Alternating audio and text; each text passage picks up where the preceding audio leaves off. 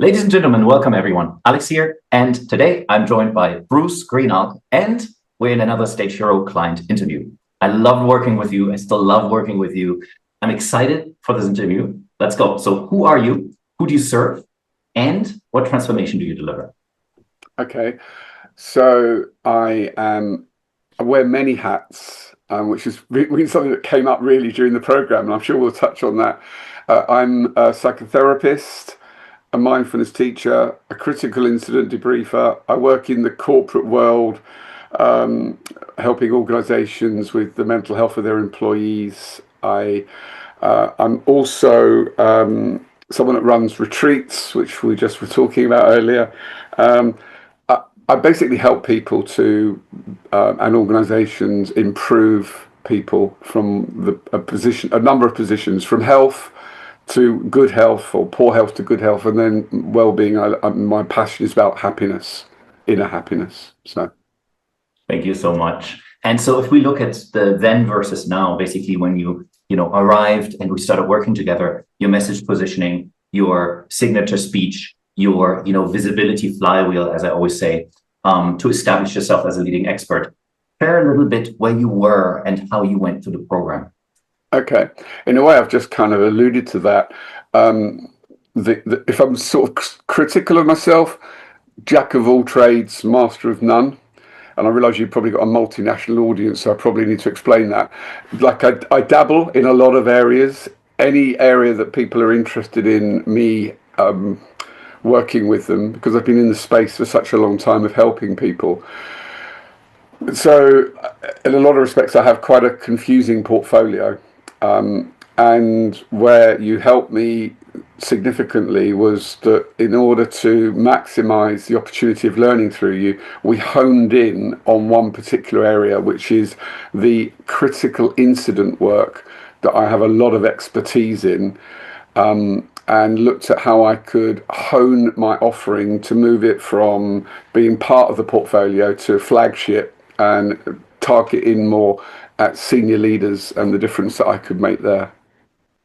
Thank you. Perfect. This explains it really well. And thanks for thinking about the audience as well, and how they might look at this.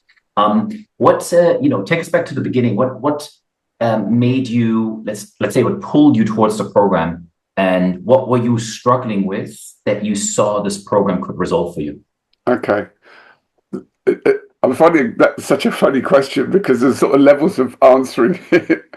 Part of the reason I came on it was another student who Galina, um, and she told me that this would be good for me. um, and as you know, I've said, well, I haven't got time. I'm going to be traveling mainly for the next 3 months. And but then I looked at the program and how I could make it work, or I could adapt to make it work. And so I came into it with via a meeting with you, where I don't want anyone to think that you persuaded me, but you explained it in a very inviting way. And so it took something that I do a lot of, talks, seminars, and helped me see that there was an opportunity to up my game. And I was interesting, I look back at previous goals in the past, and one of them I'd written a long time ago was potentially to become do a TED talk. So that was kind of, I loved when I've watched people like that, the way they hold their presence on the stage. And I know that I've had a lot of feedback about that. I have something which I don't still quite can't articulate, that makes people curious about me and about what I'm saying. And so I wanted to be able to get better at that. And that's what drew me on, to improve that ability to convey something that I'm passionate about, and that will help make a difference for anybody that would listen. Beautifully explained. And I love the combination of having that vision that you've had for a long time, seeing also other people inspire you, and being ready to step into that role. And then also linking it to this jack of all trades, kind of this broad positioning, and realizing that most people that are on these stages, whether it's a TEDx stage, whether it's a corporate stage, they usually are known for one thing, and that's quite necessary to hone in on one thing in order to get on these stages. So that's really good to hear. And tell us about your wins and how they impact your life and your business going forward. Well, that's the thing that I came on with, as you know, Alex, an incredibly busy schedule. And I was happy. I'm not unhappy. I've been looking at this and thinking about it a lot with how things are ticking over. However, the program, my desire to meet some of the requirements of the program led to me actively seeking out opportunities which I wouldn't have had that clarity of what I was trying to achieve before. So I have a podcast coming up, it's podcast interview coming up with someone, and they've given me kind of carte blanche to talk about what I want. So I've moved it to the critical incident work, and I need to frame that yet and get that ready. Because they want, as you know, with podcasts, they like pre-questions. So I need to think what I want them to ask me to answer what I want to answer. Yeah. And then I was invited to a conference and talk to the teachers about mindfulness. And due to complexities, that wasn't going to happen. But I kind of then went back, and because I need to be filmed, that I can use some film clips.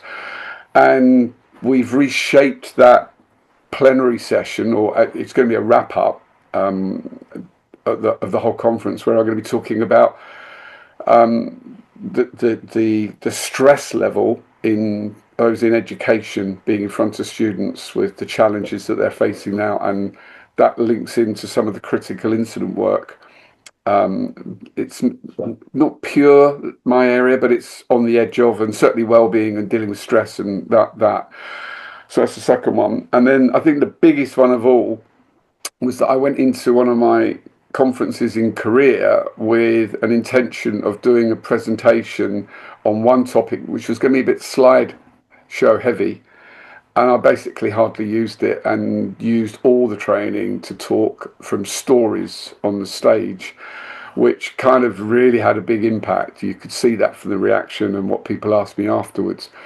But it also was part and parcel of me starting to discuss with someone based in the States about pitching ourselves more clearly to C-suite about how we could help leaders when they're faced with just the catastrophes that sometimes are defining in a career, in an organization, and hopefully once in a life in a career, how we could help them manage these in a more effective manner from the psychological side, because both she and I have a lot of experience. So we're preparing a talk, which is in about 10 days time, and might have a meeting later on with her to start shaping how we're going to do that. So that's probably enough, isn't it?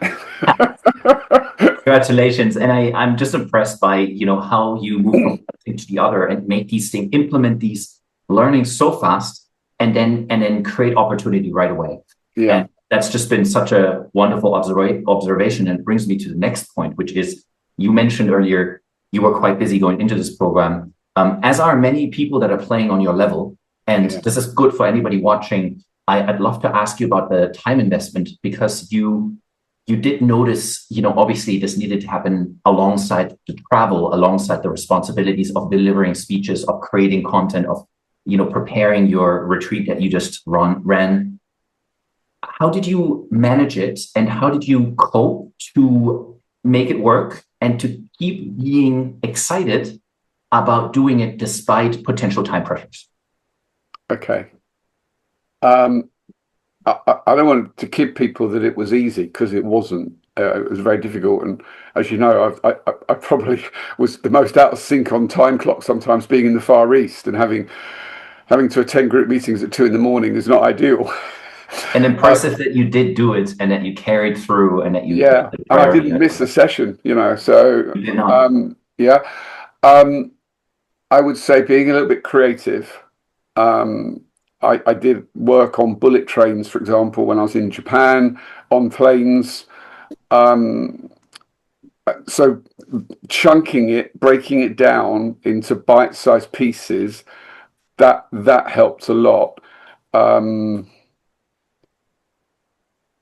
I think something else that that I think I'm not too bad at overall. And you kind of, apart from the fact that you're very supportive and very enthusiastic, sometimes I think I could come on with a load of crap and you'd find a way of making it look good. But anyway, I think that the acceptance of it not having to be perfect was huge, because a number of times I didn't think it was good enough, but there was sufficient quality in it that it made the difference. And if you take out our challenge with everything has to be perfect that often inflicts us, I think that for me made the difference. So you can squeeze it in by breaking it up and chunking it and accepting it's not perfect.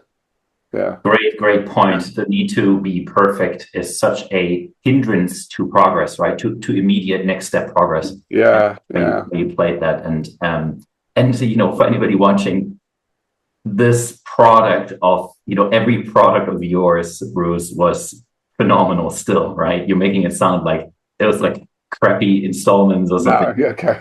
No, for sure not. In terms of the systems, different models that I shared from the inspiration bombs, from the speech, but also some of the models or let's say frameworks for carrying us through the program, like the pitch night, like the review preview, the 10-day challenge. Is there anything that sticks out for you as transformational, very valuable, something that left a mark for you? Yeah, several. So sorry, I can't just do one. Love it. Okay, so helicoptering above, I liked the framework. It made sense, and although I got a little lost on occasions because of just how many plates I was spinning, the direction of travel was always clear. So that was really helpful. Within that, I liked the discipline of the review preview. It created group pressure. So you felt, oh my God, they're coming in and I haven't done something, or I'm doing it late. And then just having a sense of how the others are doing, how you are doing it, it kind of kept you trying to up your game. So that was helpful.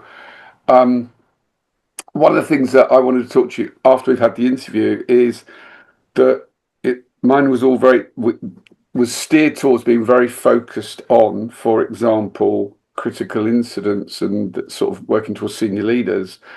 I'm already looking at, because I can't yet and I won't let go of the other areas or some of the other areas that I'm passionate about.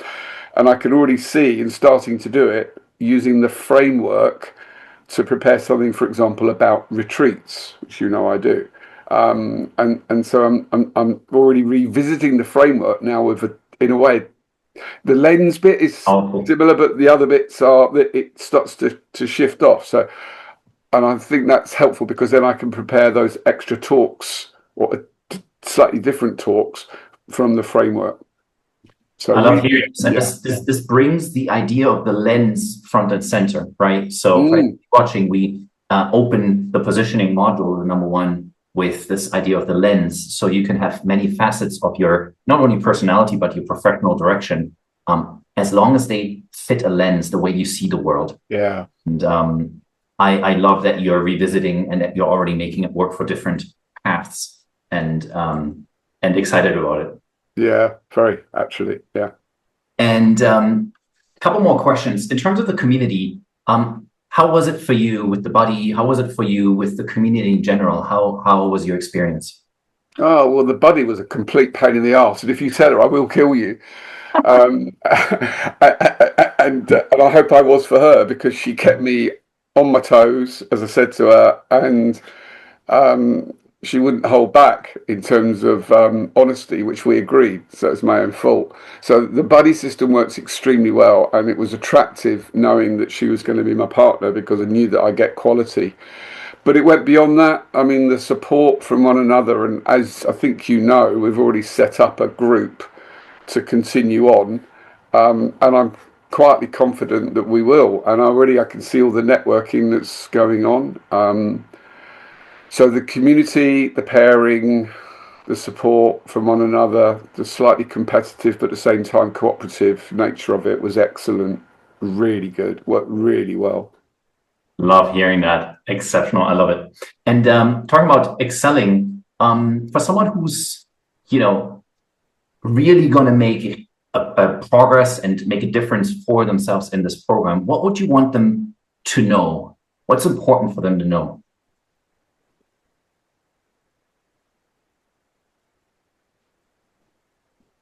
I think let go of the preconceptions that they may well hold on their own capabilities. The pitch night for me was absolutely awesome, and I hope that you find a way of creating that in-person scenario, because that was awesome. And for me, the pressure of doing it in front of my peers and an audience and you helped up the game, which I don't think would have been replicated online. I think it would still been effective, I'm sure, but that made a big difference. So in that scenario, you kind of had to step up. And I think the only thing that can get in the way of that is us. So letting go of that element I think, was really helpful. Beautiful. And for someone doing due diligence when they, are checking out the program and they want to potentially join, is there anything you'd recommend them to do? Like anything that's important for them to know, before pulling the trigger? I think time, to at the end of the day, it's, I don't know, let's call it 12 weeks, 3 months, 12 weeks. You can't repeat 12 weeks. And so it was a challenge for me because I had travel pre-booked, I had holidays, commitments, but what I did do was I did let go of a few things that were possible to defer. So it was really helpful to free up time. And if I was doing the program, I would have done more of that. But sorry, if I was doing the program again, I would have done more of that if I could have done. But it was, you can't cancel flights and holidays and other things that you've got booked. So I just would be creative about things that perhaps could be parked or deferred. Wonderful. That's going to be super helpful for people. I think that's all my questions. I love all of your answers. And Bruce, in case somebody wants to find you, where can they find you? Well, I'm on LinkedIn, like everybody else. So Bruce Geenhalgh, there aren't many of us, and you'll see my picture. I haven't aged too much from when it was taken. And Instagram, again, Bruce Geenhalgh, same picture as on both. I think that would be the way to find me. Website's on my to-do list now. I've never really needed one before because I've always been in the corporate world, but it would appear now that I need to. So that's on my to-do list. Love that you already have a next step. Well, this was super insightful. Thank you so much. I'm just going to wrap it up for everyone watching. So if you're a consultant, an executive coach, if you're a founder with expertise, maybe your positioning efforts aren't really giving you the top clients access yet. Maybe you're sensing that little pull to step up to another game, to a bigger version of you. Maybe you want a proven system to, build real leverage, to stand out in your industry, to sign better clients. And if that's the case, that's you. Then, of course, sign up, give us a call, check out the other videos. And with that, thank you so much for this interview, Bruce. And I hope everybody found this valuable.